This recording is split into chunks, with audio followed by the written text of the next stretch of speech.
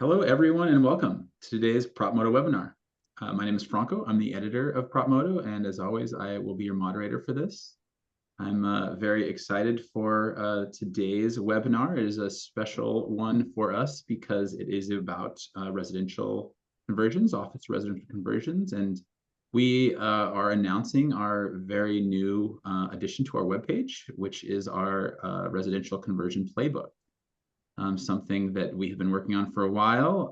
It's a complete database of all of the, I shouldn't say all, but most of the office to residential conversions around the country. It's a work in progress, so we are always adding to it and cleaning the fields. We'll drop it in here, and if anybody wants to go check it, if any of the projects you are working on or that are in your area are there, and you have some information to add about them, or you see something that's wrong, please reach out. We're trying to put together really, a complete set of all of, idea of exactly who's doing these projects, what they entail, and just constantly bringing out, new stories around all of these really interesting conversion projects happening around the country. I know this is a huge push for a lot of cities and states. Not always easy to do these conversions, but they can certainly be done, particularly with a lot of the incentives that are getting pushed out, and we'll be touching on that later. Just a reminder, as always, this is a live webinar. I will not be saving time at the end. I prefer that all of you ask your interesting questions as we're talking. When they pop up, if they're interesting and pertinent, I will go ahead and bring them up to our expert panelists in time. So thank you all for joining, and let's get this started. I'd like to introduce these experts. First, I have Stephen Painter. He is a global practice area leader of building transformation at a small firm called Gensler. How's it going, Stephen? Good to meet you all, and great to be here. Yeah, thanks for coming on. Next, we have Matthew Normando. He's principal at SGH Incorporated. They're an engineering and consulting firm. Hi, Matthew. Hello, Franco. Good to be here. Yeah, thanks for coming on. And last but not least, we have Evan Regan Levine. He's Chief Strategy Officer at JBG Smith. They're an investor developer out of DC. Hi, Evan. Great to be here. Thanks for having me, Franco. Yeah, so I always like to start these with kind of outlining some of the major trends that are affecting our topic, and this one has quite a bit of influence coming in a lot of different ways that I think are pushing us towards these conversions and also kind of making it whether or not these conversions pencil. So I just want to kind of go over some of these and talk about what you guys are seeing on the ground here as you're working with your clients. The first is really just the demand for office, right? I think that is one of the leading factors of why we are needing to convert a lot of these, right? We have offices sitting empty, and obviously there's a higher, better use for them. From what I have heard, a lot of the kind of new office landscape is a lot of this flight to quality, right? Where you have kind of the class C and B offices that becoming functionally obsolescent. You don't have a lot of demand for them. Is that what you guys are seeing? Are most of these conversions happening on this lower level, or are there some kind of class A offices that are equally maybe needing of a conversion? Stephen, I'll start with you on this one. Yeah, thanks. It's actually a kind of topic that's super interesting to me when we're trying to figure out with our clients which ones should be converted. And what you see in almost every market when you look at the vacancy data is this bifurcation of the top well amenitized and particularly well located buildings doing pretty well. And actually the bottom end of the market also doing well. So some of the lower grade suburban buildings. And what that is basically boils down to is there are tenants out there looking for great spaces that really engage their workforce. And there are tenants out there looking for cheap. And if it's not cheap and it's not great, and you sit in that middle bracket, that's where people are really struggling. It's, we talk about this kind of idea of earning the commute. If it's a great place to go and it's worth being there, people show up. If it's cheap enough and you can put, back of house office staff in there, then, with return to work mandates, then it's got strong demand. If you can't do either of those, you're probably in a prime place for conversion. And you're seeing that not just in the vacancy data, but in the number of buildings that are currently, having liquidation issues and being resold. Seeing buildings in parts of New York, especially in that Class B realm. There's one a couple of days ago that sold for 97% less than its last sale price. And it's like, yeah, the value of those buildings is being massively reset based on who wants to be there. Quite a haircut, yeah. Yeah. Evan, you guys are in DC. Is that what you guys are seeing as well? Is this kind of middle that doesn't have a great market for it? I think that's very similar. Although what I would say in our market is the demand is much more concentrated at the top. And then you have some of the sort of call it commodity A buildings, given the type of customer we have here, a lot of government contractors in particular who don't want to be in brand new space. They still do populate some of that commodity A space, but the vacancy is still really significant in those buildings. And I think that maybe the one nuance here when we think about what is sort of becoming available for conversion and how it's being addressed is that we have some nuances around our height limit in the city, and that's something that is challenging because it produces buildings that are very difficult to convert. They tend to be very squat and short and wide buildings that have skinny floor to floor heights because they were trying to fit as much space in as efficiently as possible into the zoning envelope in that downtown environment. So that's created some headwinds to conversion and that have kept office, in some cases, office longer, just notching it down the quality scale a little bit. On the other side, in the suburbs, you have multi-building complexes, and that's where things start to get very interesting for us, where some of those multi-building complexes, you could see actually very viable office that's had a reset basis that comes out of a loan short sale that is maybe an area where you say, look, we just don't need as much office as we did, which is, I think, a market-wide comment. You can shrink that denominator by targeting, a handful of buildings, let's say in a 2 or 3 or 5 building park. You can identify some that could stay office, they receive office capex, and others that either convert or scrape to residential uses. And so that's where we're a little bit different from, I'd say, maybe the New York market, where you tend to have taller, skinnier, buildings that lend themselves really well to conversion, where you also have that constant pressure at the top and the bottom of the market that Stephen described. Yeah, absolutely. Matt, Evan brings up a good point, which is that these buildings are often quite different. And the Class A's tend to be the towers. The Class B and C's tend to be, maybe not in every market, but do tend to be these kind of squat, maybe even suburban type buildings. Does the type of building really affect how viable it is to make these conversions? Yeah, it's a good question. I think it does. I mean, the type of building I think affects a lot of different parameters with it. I think really what we're seeing is sort of two different categories for these types of buildings as we're characterizing them. There's the pre-war buildings that are in some instances candidates if they're large enough and of large enough economic scale for these types of conversions. And then there's the mid-century buildings, all sort of pre-1990 buildings, call it 1950 to 1990s, give or take. But the interesting thing with those is, those two different categories to buildings all have, different bones to them. They're constructed differently. And I think inherently with them, there's different constraints that really affect both the viability and then the specifics with how, these types of projects can actually be brought to fruition. And in your experience, do these, older buildings, are they easier or harder to convert than maybe the kind of newer, shinier office? They both, well, a lot of these buildings in general, I think that are candidates are really with aged building systems. I mean, we're looking at it typically just from a building, primarily from a building envelope standpoint. So the exterior aspects to the building, think the facade, the windows, the cladding, roofing. And a lot of these systems on these buildings, particularly for Class B and Class C office buildings, are quite aged. I mean, some of them have been updated, but a lot of them have not. And they have real sort of performance limitations that really need to be considered as part of these types of projects because they've just been in a sort of a state of deferred maintenance or are time for updating because the architecture is dated and maybe isn't going to provide the look and feel of the desired new occupancy to it. So I think they're both in, for those two types of categories of buildings, pre-war and mid-century buildings, they're both generally viable, but there's constraints that are specific to each one. Pre-war buildings are exterior walls that are mass masonry wall construction, and there's different techniques to create interventions to change the look and feel to those to some degree. Some of them have a lot more historic character to them, and therefore you may not necessarily be able to or want to really change the look so much. But then there's also a lot of the mid-century buildings that maybe there is a real desire to just sort of update that architecture to bring new life into the building and set it on to the new decades to come. Absolutely.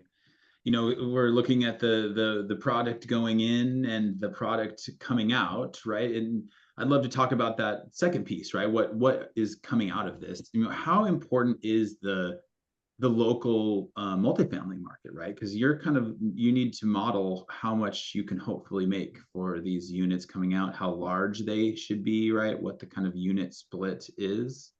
And, you know, Evan, when you guys are looking to do some of these conversions, what are, you know, obviously DC has quite a big luxury market, but you know, what's the kind of the key when you're looking at what you're going to get for these? Like what's a really good sign when you see that you know, you can make these? I think part of it is the flexibility too around understanding the demographic and understanding how you can leverage the sort of structural characteristics of the building to meet that demographic. And it's where you see overlap that you're successful in my experience. And what we look at, you know, a lot of our buildings, and I mentioned this before, are challenged in terms of floor plate size and depth. When you talk about 45,000 foot floor plates with 60-foot quarter perimeter depths, you end up in an environment where you either have a very poor efficiency factor and the building doesn't pencil economically, or you end up with units that you would have to ultimately achieve very, very high chunk rents on. So dollar per month is extremely expensive for those types of units. And unfortunately, a lot of the convertible product in DC is forced into that box. And so where you see some advantages are for the longer, skinnier floor plates where you can deliver that kind of ideal quarter perimeter depth, that gives you the flexibility on the unit typology and size that makes it look a lot more like a traditional multifamily offering. Hmm. And that's where, you know, we do a lot of demographic research. We use products like Box to understand, you know, and analyze customer preference. We do straight up comp analysis that's sort of typical that we would go through for any development project, but it's really about can we marry what we think the right mix is in a given environment to the physical characteristics of the building. And so, you know, a conversion we did with partners years ago from office to condo in Old Town Alexandria, we had a lot of flexibility there, but we were able to deliver large units and get paid for it because it was in a very high-end community right on the water that worked really well as far as being able to deliver large units.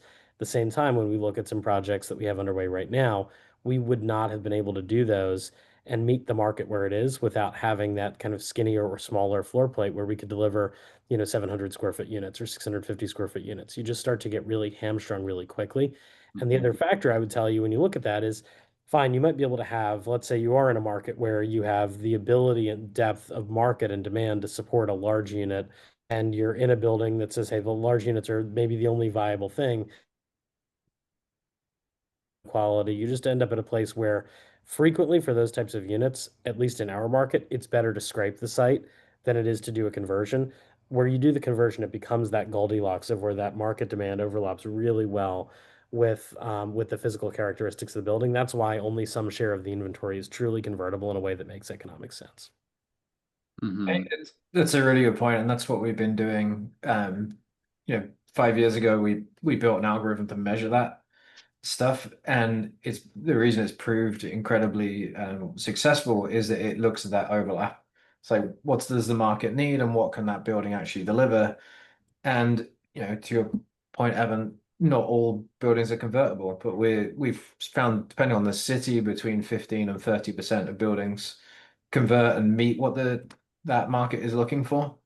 And that just helps you be super selective about which ones you go after and which ones you do chase for conversion and which ones you don't. And if you've got the option of converting some and relocating tenants across, so keep some office and convert others, that's ideal. And whether you're a developer doing that or a city doing that, which we've been helping with as well, helping cities support moving tenants around.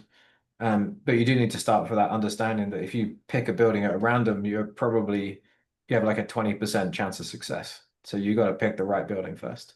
Yeah. And Stephen, let me ask you, I think a lot of the kind of preconceived notion about this is that you kind of need to have a luxury, residential unit to kind of come out of this on top. Do you find that true, or can some of these pencil with, maybe more market rate type units? No, I mean, not at all, honestly. And we've done everything from, truly deeply affordable, and even down to transitional housing, right the way through to New York luxury, which is a pretty high rents. What you just have to think of, and this is particularly important when you're looking at the designing engineering team, is being able to walk into a building and say, I understand how this was built. I understand what that architect was thinking in 1965 or whatever when he designed this. And I know what I'm going to keep and what I'm not going to keep. And that varies depending on where you hit in the market. So we're doing one in Calgary right now where we are keeping almost everything. Right, we're keeping the lobby is just going to be the old office lobby. The elevators are not getting touched. The exit stairs, parking, all of that is staying the same. The facade is staying the same. And we're only replacing 10% of the windows to add a louver and an operable window. So when you go visit that building, after it's been converted, you will walk into a building that looks identical on the outside, into a lobby that looks identical, an elevator that looks identical. And then when you get to one of the floors, the corridor is going to look identical to when it was an office. But instead of offices around that corridor, it's residential units. And that is those kind of really detailed, complicated decisions are what you have to make when you are heading towards that affordable end of the market. Because Mhm. you're starting with a head start, right? You're starting the project with a year and a half or 2 years saving on approvals, with at least a year's saving on getting the structure up. And in a lot of cases, you're paying less for that building than you would be paying for a concrete or new building. So you can do affordable if you are super sensitive about how much you replace. If you come in and you think you're going to make a beautiful architecture, tear the facade off, redo the lobby, add a swimming pool on the roof, like you're dead in the water. But if you can be sensitive about it, you can get it right down to to really truly affordable units. Stephen's And I think point. that's a good option for downtowns.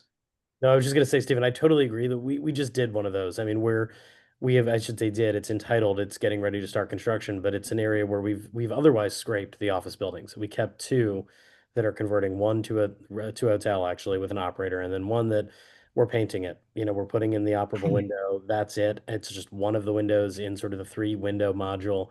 And Yeah. that's an area where the building worked already. It was, but we're at a point today where that's a 100 to $120,000 a space construction cost for building below grade parking in that market. That was not where we were and built the last concrete high-rise towers in the project. That is what pushed us into the conversion. And now, if we have a light touch, we think we can deliver quality, very quality market rate units there. But you don't touch the facade. We're not in a place where we're touching the facade at all. And the building's dimensions are just happen to be perfect enough to not require surgery to deliver the mix we want. But again, that takes your 20% down to 5% of buildings that Mhm. meet that criteria in our Yeah. experience. And that's why we've been working with cities as well on what the requirements are for these Mm. projects. Like actually designing the buildings and delivering them is half of the problem. The other half is going to the city and saying, do you need a window into every bedroom? Do you need a operable window in the living space and the bedroom? The big one, to Evan's point, do we seriously need to be building parking? Because you can't like mine under a building and add parking down there. So we've been moving those policy barriers out of the way, significantly for the last 5 years with dozens of cities across the US and Canada, and saying, look, you want more housing? We have empty building stock. Relax these rules, and you'll get more housing. That's been super successful in a lot of places. Yeah, and these aren't huge changes, right? I mean, you certainly, everybody would like a window in a bedroom, but again, if we look at the housing shortage that a lot of cities have, I think it's a small trade-off. Yeah, and it allows the market to decide. If people decide they aren't going to rent it because there's no window in the bedroom, that's not the city's problem. That's the developer's problem. Sure. So it's moving that risk away from the city's trying to control that risk, which was never really their risk in the first place. Absolutely. Matt, Evan talked a little bit about the facade, and obviously this is something that you guys work on a lot. And I know you often probably get brought in maybe a little bit late and pour some cold water on some of these plans. When we're looking at these non-luxury type units, how common is it to maybe have to leave quite a bit of the facade elements? Yeah, I mean, it ultimately, like all the discussions I think on this topic are, it comes down to the project in and of itself and the specifics to that particular to that building. I think there's always sort of the possibility of doing so with a lighter touch to these, and looking at a building recently where it was just that of basically keeping the facade, but just replacing the existing punched windows within the existing openings. And I think there's certainly those real possibilities where otherwise from the exterior, there's much less change to the building. I think, when we're often getting involved, it sometimes ends up being a bit of the bearer of bad news, because there's certainly limitations with the construction of this time, and sometimes something that seems as simple as just replacing windows within an existing opening can have some additional sort of nuts and bolts, so to it, so to speak, such that there's things that when you start to peel back the layers of that and understand exactly how we're going to do that, you have to think about this, that, and the other thing. And doing so it doesn't necessarily put a stop to the intent, but I think it's just making sure that bringing that intended design to fruition is sort of thought through in a way that's going to integrate with the existing construction. I think that even within New York City, you've got buildings that were built over different decades, different types of construction, just here within New York, and types of construction vary up and down the East Coast, and then from East Coast to West Coast. So you have sort of the different types of construction, and therefore each of those presents some specific challenges that have to be worked through from a design standpoint to make sure that that new construction element gets integrated well to the existing construction, and things are not going to be future sort of problems to the building operator. Yeah, absolutely. I'd love to get in. I mean, we've been talking about it a little bit, but let's dive a little bit deeper into this kind of the selection, evaluation of these buildings to see which ones are the best candidates. We talked about floor plate. I think that's a really obvious one that has been covered quite a bit, right? It's hard to put a bedroom way deep inside of a floor plate because of regulations and just they're dark and everything. But what are other pieces to this that like if you're walking around or you look at a building and you think, oh, that's a red flag, right? That's something that might make this not pencil. Maybe the type of construction or where the risers are, anything like that. Matt, let's stay with you on this one. What are some things that you see that maybe you think would make a building not a great candidate for one of these conversions? Sure. Well, I think, when we're looking at it, you're looking at the different sort of primary enclosure systems. And if you start with some of the desire to these buildings of bringing amenity spaces to these new residential occupancies, I think you can start at the roof and then, move down from there. A lot of rooftop spaces, and have done it where you've got think of sort of back of house rooftop spaces with mechanical equipment and spaces that are otherwise not publicly accessible, and have changed that use to spaces that are fully amenitized with pools and barbecue grills and landscaping and other hardscape and things up there where it's certainly feasible. But doing so, that type of change is there's a market for it. People like those things in the New York market and elsewhere, but doing so, it's not so simple as just providing those things on top of the existing building. There's a lot of constraints that have to be worked through with getting new roofing systems and integrating pools or barbecues and other parapets that may be there for many decades and are past their life and maybe just need to be reconstructed. And something as simple as, well, I plan to just replace the roof on this building, and now when you start to add to that sort of bottom line budget of, well, the roof is now going to include rebuilding all of the parapets and recladding all of the bulkheads to get things to work so that we have things that are going to perform for decades to come and not leak and whatnot. That cost can really become a multiple of the initial, assumed cost on it. So I think that sort of thought process, I think, can continue on, down the facade as well, with the opaque walls of just looking at, what's there and, meshing with it, what are the maybe performance issues that it has, and the desired architecture. Is there a desire to change it? And maybe there's not, but it may be walls that have historically had very little thermal performance, and there's sustainability initiatives these days that sort of are steering owners towards improving the overall energy performance of buildings. And there in New York, there's a specific local law that's disincentivizing not bringing up energy performance, meaning making things perform better from an energy perspective. And some of these projects present an opportunity to make that change too, to add insulation and add different barriers to the building envelope systems and the MEP systems to improve performance so that there's not future economic penalties with having poor sustainable performance to the buildings. Yeah, that's a great point. You look at these upgrades as, oh, it's going to add to the cost. But I guess for some of these, if you already need to do these upgrades, right, then maybe you can kind of say, well, we're already so close to, right, the complete kind of remodel that would need to make a conversion. Stephen, interested to hear from you. You guys have done a lot of thinking about this. What are, maybe some of the non-obvious considerations for what makes a building a good candidate for these? Yeah, I mean, we start with the most obvious, which is like, if you converted it, does anyone want to live there? Yeah. Like, it seems super obvious, but there's a lot of people who go find these buildings that are selling for a huge discount. And they're like, what about this? And I'm like, it's in a sea of parking in the middle of nowhere. Like, who are you selling this to? Um, so that's an obvious starting point. When you get on the more technical side, like looking at the construction type of the building, and this is, why I always say you need someone on the design team who can walk in there with X-ray vision and be like, okay, I get what this building is. We're doing one at the moment, which is precast floor slabs. That's every time you put a hole in that, it's a problem. So, Mhm. understanding that going in is important. Like knowing that's how that building was built, why it was built like that. The systems piece, we tend to say that the best building to buy is a building built in the 70s that no one has ever touched, because you're going to end up scrapping most of those systems anyway. So the fact that they're end of life is actually a good thing. It makes them go through a lot less pain trying to figure out what you can keep, and you haven't paid for them when you bought the building. So that's always important. And then one of the kind of more nuanced thing is being able to look at the building and say, this is, say it was built in the 70s. Has it been well loved? Has it, has someone been doing the maintenance on it, on the facade? Have they been, doing that kind of stuff or on the inside? Or has it just been really messed with? And you'll walk into a lot of buildings where just nothing in there makes sense. There's been renovations and small additions and changes to bits, and you're just like, you're starting them from a real mess that you're going to have to go in there and unpick. And the second you do that, it's expensive.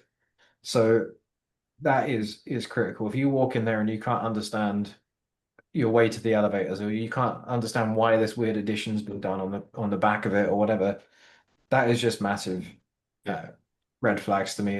And the maintenance stuff is important too. We had one that we were looking at recently where even on Street View, I could tell that the precast panels weren't lined up anymore.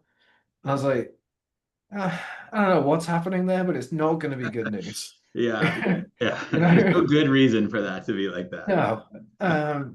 So being able to just really simply see stuff like that and be like, well, I'm gonna have to go talk to the client and be like, this is a problem. Before you go firm on buying this project, go figure out why those panels aren't straight anymore. Yeah, and it's really easy to forget that, so many tenants have likely moved in and out of these places and done their additions and changes that you start to getting, really cobbled together. I've even heard the same thing about the kind of technology backbone, right? Where you have, Yeah. So many dead ends and cables that you used to work to something. And like you say, now you have to kind of trace that back out. That's a big job, Yeah. that you probably didn't have budgeted for. You see stuff that is so crazy, honestly. And that's why I talk about it being well cared for. You can see when you go into a building if all of that stuff has been done responsibly. Like, did they remove all the dead cables when they decommissioned something or not? We had one, which was actually a retail project that we did a full kind of gut reno on, and we went into one of the spaces and demolished the ceiling.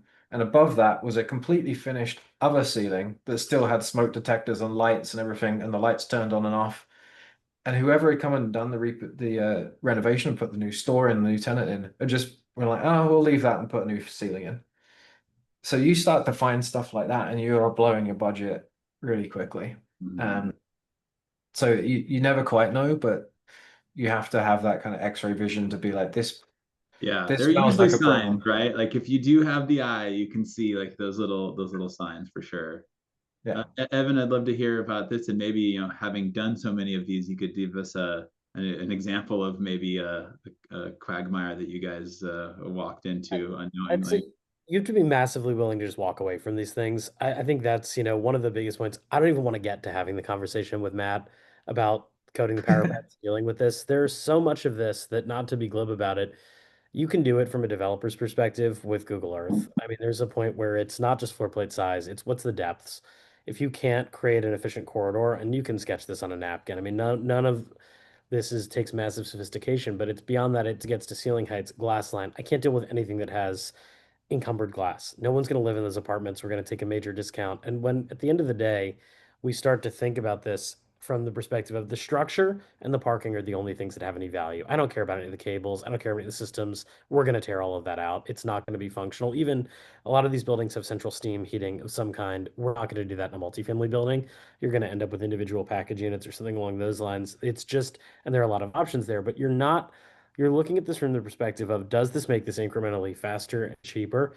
And if I'm really talking about a structure, it's mostly the value. That's $10 a foot, $12 a foot. Sometimes when we look at these projects, and then you get to the parking. And that's where, honestly, half of the time I'm going to look at one of these buildings and say, if it has a big deck or big parking, I'll scrape it and we'll build something new and it will be cheaper, because then we're not going to get into these issues. So I think some of this is, you have to be very selective before you start down the path. And there are buildings that, over the years, we've said, look, it's just not possible. And we don't want to get to find everything that you just heard about, because you will find all of that. You will find it, and you don't want to find it. You want to find it in your diligence period. You don't want to find it after you've closed. And in today's market, where a lot of these buildings are very quick close, lender sales with limited diligence opportunity and Mhm. competitive market, you just want to walk away. And I think that's where being selective, looking at a lot, looking at 100 of these, which we'll frequently do, and saying, no, this one really works. Now let's go call Matt and Steven and go walk it together and test out their x-ray vision. That's been our approach to avoiding the quagmires, because we wouldn't be, successful at this if we were very comfortable saying, yeah, but I'm going to fall in love and I'm going to rationalize this thing. It's just to the point of being simpler and smarter to do a lot of that diligence quickly and walk. Yeah. Yeah, we've reviewed over the last 2.5 years, we've reviewed 7,600 and something assets. And from that, we're building about 8,500 units. So that filter is massive. You're going from 7,600 potential projects down to like 25 real ones. Yeah, yeah, and I think that's a great point. Is you can't fall in love, right? There are a lot of these buildings out there, luckily, and so if one doesn't work, I guess you just gotta move on to the next one. I want to talk a little bit about this kind of what to keep versus what to build new, right? We've talked about how this is can affect your costs and everything, and affect the outcome. Do you generally have like a tick list, and that you go down the line and say, well, we prefer to replace XYZ, but if we are forced, we could maybe keep the original ones. Stephen, let's start with you. Like, how do you really like wrap your head around what to keep versus what to replace? It's actually, we think about it the other way around. Assume you're keeping everything, and because everything you take out and replace is cost. Mm-hmm. And it's if it has a cost to it, then it has to bring a value. So if you're going to demolish something, if you're going to demolish it and replace it like for like, then you're being crazy. If you're going to remove something and replace it with something new, then what is the value? If you're going to replace the whole facade, are you going to get enough extra rent out of this project to justify replacing the facade? All of that stuff. It happens a lot with lobbies for some reason. Clients come in, they're like, let's do a new lobby. And it's like, that this is like marble and terrazzo and stuff. And if you were going to replace this lobby, it'd be like $1,500 a square foot. Like, let's take what's there, assume we're going to keep it all and redress it to look more residential. But you got to start with that assumption that most things should stay. Like, if you work the other way and you treat this like you would a new build where you're going to go and design everything and select everything, then you're starting really in the wrong direction. Interesting. Yeah, it's a great kind of different mindset to take into this, right? Is, hey, let's just see how much we can leave, and then piecemeal it as you go. Yeah, it even affects the way we design them, right? We start all of these projects once they're moving. We find all of the existing drawings from city records or from the hidden in the boiler room of the building, and we fully model everything in 3D and Revit. And then if you want to remove anything, you literally have to go into the model and select it and demolish it, right? So you're then thinking every time you click on it, you're like, do I want to demolish this? It's nice. So that's how we're thinking about these projects. Like, what is my reason for wanting to do this? Yeah, creates like a disincentive, even if it's a small one, to kind of think about, yeah, just having Yeah. to break something down.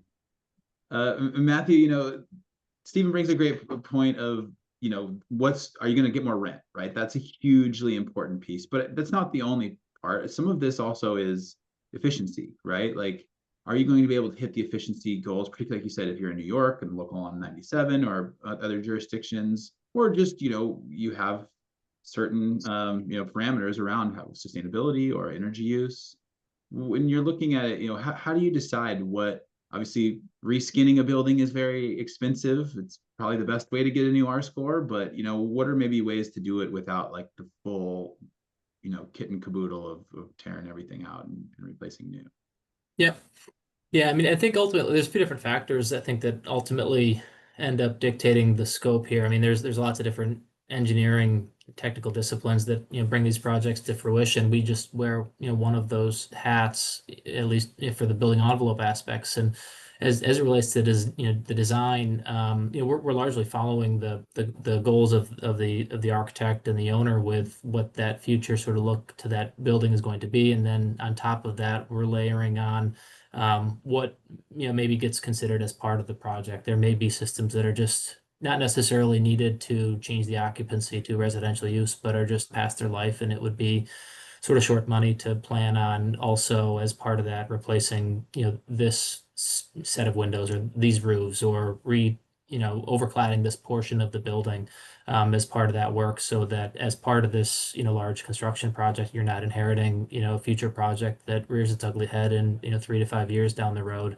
So I think that's sort of one part to the discussion. I think the other is different sort of drivers to these projects. There are sustainability initiatives, like I mentioned. In New York, it's local law 97, but that's the local law here, and there are similar local laws in other jurisdictions that are driving sustainability goals. And there's just a general trend towards sustainability, with owners pursuing performance that's sometimes beyond code, or there's incentives to provide energy performance that's better than code. Or I'm sure many have heard the term passive house. And these are aspects that can drive performance for buildings that are beyond sort of the typical minimum code requirements. And when those get brought to, we're not ones to dictate that those are things that must be instigated for a particular project. But when they are the goals for the project, we help to bring those things to fruition, and understanding, well, if you're going to beat code by 15%, here's the way to do it, by adding insulation here, and make sure that the energy model is getting produced by the mechanical engineer to make sure that all the energy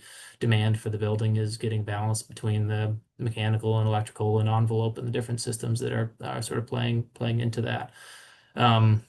So Great point.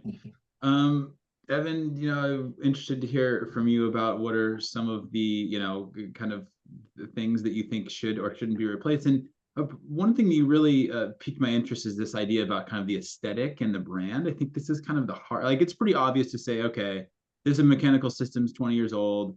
It's, we were going to get a nice new one, or, yeah, this lobby can stay or that can stay. But when you're looking at the aesthetics and the brand, how do you weigh this, right? As can we leave some of this to kind of look like an office, which some people might not think of as like, their dream home, or what is really worth kind of the money to really shape this brand and give it this identity? Well, I think you can look at that two ways. One is that none of the finishes are not needle moving. Like, people mistake this all the time. Whether I do the highest end finish package possible, or whether I do a lower end finish package, and the scale and scheme of my budget, that's not that significant. It matters at the margins. You want to make sure you meet the market at the right place. You don't want to throw good money after bad.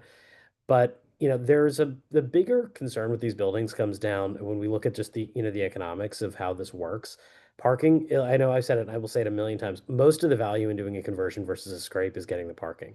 It's not the structure, it's not new building systems. It's not like, I would rather have a new building in every possible way than convert it. But the fact that in a lot of our markets, that replacement parking is 90 to $120,000 a space. I'm not making that number up. That's off the two jobs we recently priced, and that we park at, for multifamily buildings between a 0.3 and, call it a 0.8 per unit.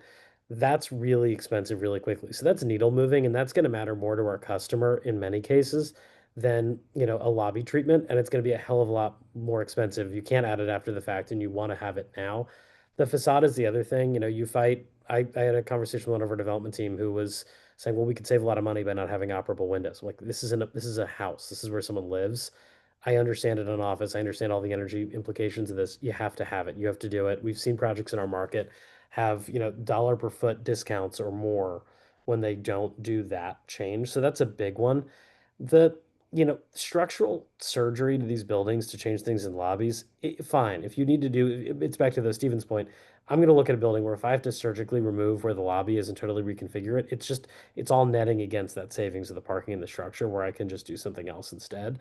It's always a high bar to go do a conversion. So when I think about, back to your point, like the branding and the aesthetic, those are actually fairly easy things when we think about these buildings because I can make them look and feel as residential as we possibly want. I always think it's a little bit ridiculous when you think about marginally where people are leaving bits and pieces of the office building to save $2 or $3 a foot. That's not what makes the difference. And you're going to get dinged in your rent. It needs to feel to the consumer when they walk in as though it is a residential building and that's not ultimately the most expensive thing. So it's back to like touching and not touching. I want to not touch the facade as much as I can, the building from the outside. That's where I start to get very expensive. I think it's hard when you talk about amenities. That's another thing we haven't talked about that much, but where can I add a pool? Where can I add outdoor space? If it's in a suburban context, that's much easier to do. In an urban context, that gets very difficult. Now we're talking about the increased loading for, floor loading. It's talking about things like creating access. Those spaces are often not on grade. You don't have the elevators go all the way to the roof. You have a mechanical penthouse, or you're relocating mechanical equipment, or now you have an assembly use. And by code, you have to have, more restrooms, which means more penetrations. Like you just get into this issue of amenity space is probably the biggest thing other than, but it goes like in the order of like parking, facade, amenity space. When we think about these projects, everything else effectively will come out in the wash. So that's how I often think about it. So if I don't have a building where I either have a lot of parking or where I can add that amenity space or where I can really easily and kind of efficiently reuse the facade, then that's going to be where I either have to have a much higher bar in terms of the rent that I can achieve, or I have to feel like there's, the willingness again to just say, look, it's not worth it. I'm just going to either walk away from the project, or sometimes when it's a building we own, I'll just scrape it because I'm not getting that much incremental savings from doing the conversion. It's worth talking about how that differs per market as well, right? You're talking about parking in the kind of suburban DC context. If you're doing a project in New York, you don't care. Like there's no parking, that's it. Same in Toronto. Like we're doing a 420 unit project right now. It has I think 12 parking spaces because we happen to be able to fit 12 parking spaces on the corner. Um, so it massively changes, and the cost of scraping the site changes too. Like you can demolish a suburban building relatively cost effectively, build more density on. You imagine taking down a 40-story tower in New York. We looked at one in Montreal recently, about a 600,000 square foot tower. The If you bought that building and demolished it, you ended up having a kind of residual value on the site of minus 60 million. That's what the site would be worth if you sold it as a scrape site, is minus 60 million, because that's how much it would take for you to get down to foundation level to build back up again. So it really has to vary by location. We've also only talked about East Coast primarily. You have a whole bunch of different issues on the West Coast where you got to look at from day one, the seismic requirements and the seismic upgrade requirements, because that is more expensive than the parking. It's more expensive than anything else. If you got to pull the facade off to add bracing and then put the facade back on, you've done all that work for like literally adding no value to the customer. You've just made the structure stand up. So you're seeing a lot more of these projects in New York, DC, Philadelphia, and so on down the non-seismic, less seismic part of the country, and more struggling on the West Coast where you're kind of getting to a baseline can be much more expensive. Matthew, can you speak to that point about the seismic, right? Can that trigger doing one of these conversions, or maybe make one of these conversions not pencil, right? If you're getting too deep into ripping everything out and bracing? Yeah, I do understand that can have a meaningful impact on the scope. I think it's this conversation I think is pretty sort of illustrating to me that the specifics of the locale and the drivers to that market are just so important to the particular sort of viability to these projects. What happens on the West Coast is different from DC, is different from New York, is different from Toronto. And that's inherently why there's been the talking point of these sort of being snowflake type projects where you have to really understand the particulars of that particular of that specific locale and project. I think each one of these little anecdotes I think helps to bring some color to that picture about how these are just really challenging projects. Yeah, it makes it really hard to kind of compare apples to apples, right? You pull up 5 different buildings in 5 different markets, and yeah, the one building in another market might work, but it's really hard. I mean, that being said, we do have an interesting question from the audience that I would like to field, which is, can we get some sort of cost breakdown, price per square foot, of doing one of these? I mean, we can be super ballpark here. You can maybe give me, some caveats about where it is, or what they are. But Stephen, you maybe want to take a stab at that. What's your thoughts on Uh, it just ranges massively. So we've done them at $120 a square foot up to just under 900. That's more the number I was expecting, something like that. Yeah. So yeah, I mean, I wish I could give you more specifics. We did a study for HUD recently where we looked at about 36 or something different conversions in 6 different cities, and yeah, the range is wild. You want to go do this in New York and create a luxury end product, you're probably $700 to $900 a square foot, something like that. If you want to do a transitional housing project in a secondary city, you want to be 120 to 200. Yeah, and the amount you pay for the building will vary based on that too. You can pick up a building. I saw it was in Shreveport, Louisiana recently. You could buy a beautiful heritage building for $1 a square foot, 250,000 square feet. So yeah, like you can, I don't know what the buildings are trading at in New York right now, but like, More than that. yeah, so you can probably buy a building and finish it for less than you could in some cities and the price of purchasing it in New York. Yeah, That's absolutely. Matthew, Evan, do you guys have any maybe square footage? I know this is a tough one. You can pass if you I don't know. want. We're on the higher end of that. I mean, that's what's interesting is of some of the numbers that Stephen quoted. I mean, to do this, you're in the 300 to call it 900 a foot. It all depends, and I've never seen it done, that all that cheaply. It's just these are projects that again have massive range based on the individual building, and it's why, candidly, a lot of this doesn't produce. If you look today and you say, look, there's a whatever yield developers are pricing, new projects to, and that's obviously a function of where rates are. If you're saying developers are pricing things now to call it like a 7 to be interesting to attract capital into a project, well, your conversion is not going to look all that different than, your typical kind of new build. That is the difference for our market than New York in some ways, because we do have this sort of very similar sort of cost structures between those things. But I would tell you that, land still comes out to be sort of between -50 and $50 a foot, like to make some of those things work. And you obviously aren't going to go buy a project at like a negative land value unless you have a massive subsidy. So you see really interesting land pricing start to happen where it mirrors the price of land for sort of raw land in our market. So, we see raw land in our market today with that kind of yield expectation in the call it, $50 a foot range for good sites that are buildable. I think you've seen office buildings now have to get cheap enough where they're call it at $100 a foot, 50 to $100 a foot to make the same kind of numbers work. So you're really talking about $50 of savings that you have in the budget between a new build and a conversion to make the conversion work. And that's not a lot when you start talking about some of the surgery and some of the changes that you have to do to make this happen. And that's why there is a lot of range, because some sites are better than others. They can be condo sites that get huge dollar per foot numbers. But some of those sites, if you're going to sell them for $1,000 a foot or $1,200 a foot, you still may end up putting $700 or $800 a foot into building them. Yeah, it's a risky process, especially if you don't know how much work you're going to get until you get there. Yeah, and what we're seeing is some of those, there is some savings on retaining the structure. A lot of the savings can come from essentially the carry cost of like, if I'm going to buy this building for the same as I bought a raw site, do I save 2 years on zoning approvals and 2 years on construction? All of a sudden, that actually isn't an insignificant amount of interest payments. So we're And seeing some of income, by the way, at the same time. Like that's the other piece. It's not just the savings on that. It's while I'm doing that entitlement, that design, I might still have 3 years of a tenant paying me rent. Like that's Yeah. another.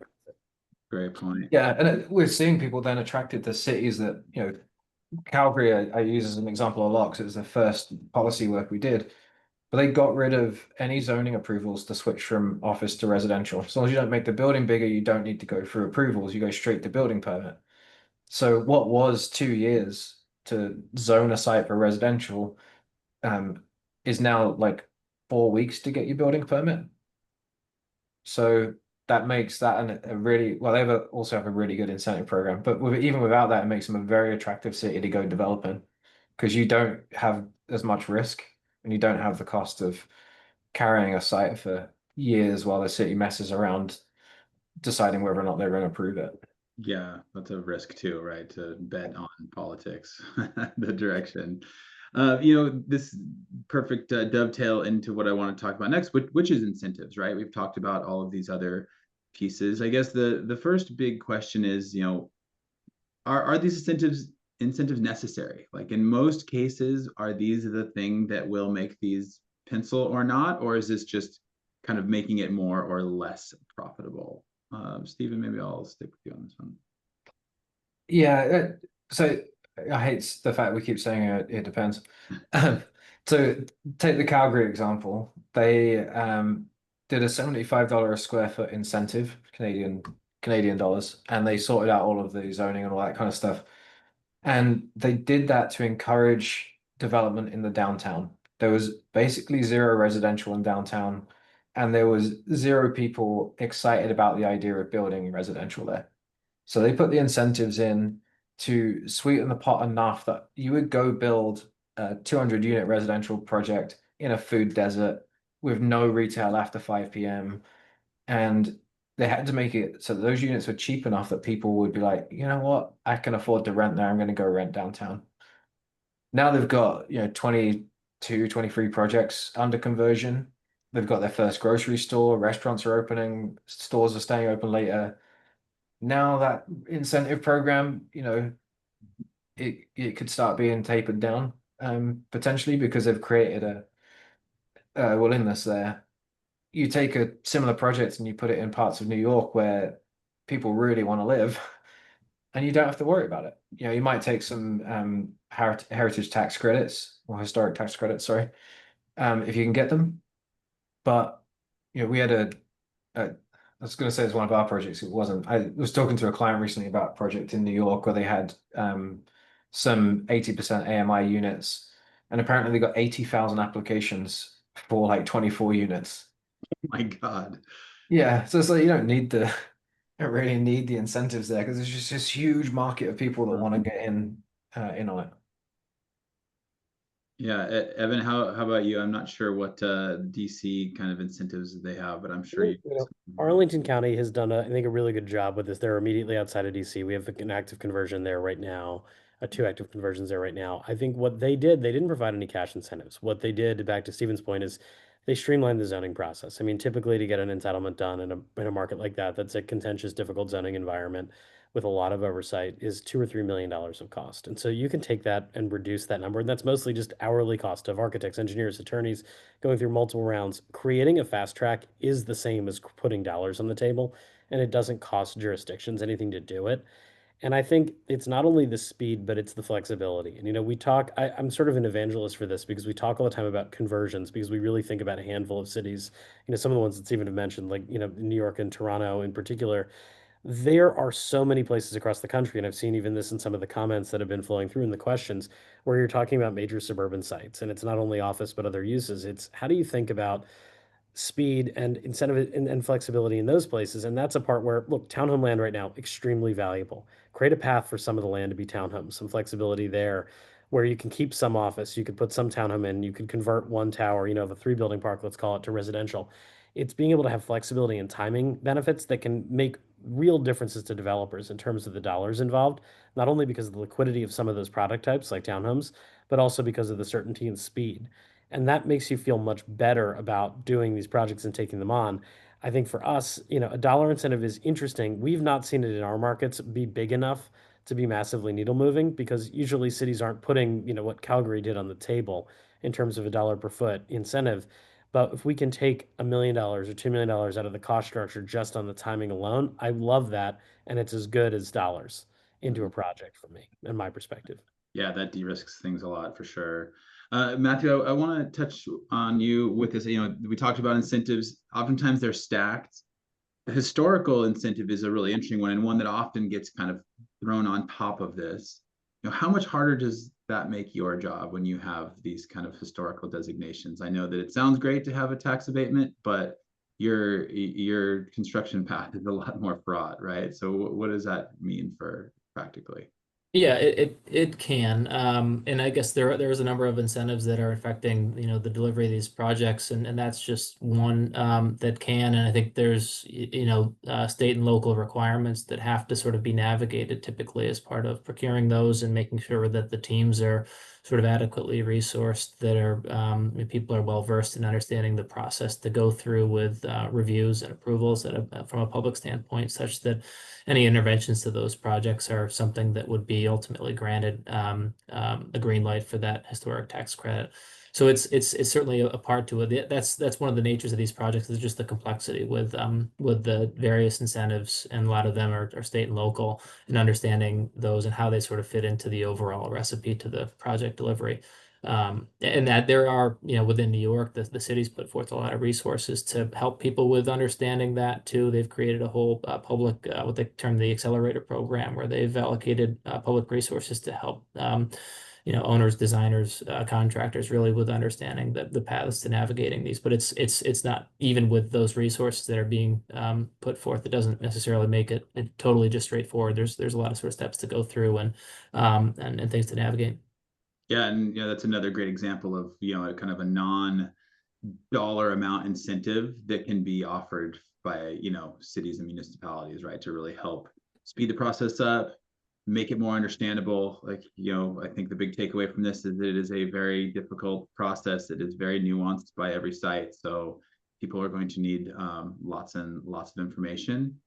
I appreciate all three of you coming on and giving us what you have. As a reminder, we do have our brand new office to residential conversion playbook. Happy for everyone here to jump on and take a look at it. Let us know what you think. We have a 50% off promo code if you'd like to become a sponsor of it. That gives you access to kind of the deeper information in there, but there's certainly lots of valuable stuff even for the free. So everybody can take a look at that. Just want to say thank you so much to Stephen, Evan, Matt. This is a great topic. I hope to have you all on here again. Thanks again. Yeah, absolutely. Thanks for inviting us. Thank you. Thank you, Franco. My pleasure. Yeah, if anybody would like to be connected with any of these three presenters, please send me an email. It's franco@propmoto.com. That's FRANCO@propmoto.com. Thank you, everyone, for joining, and have a great day.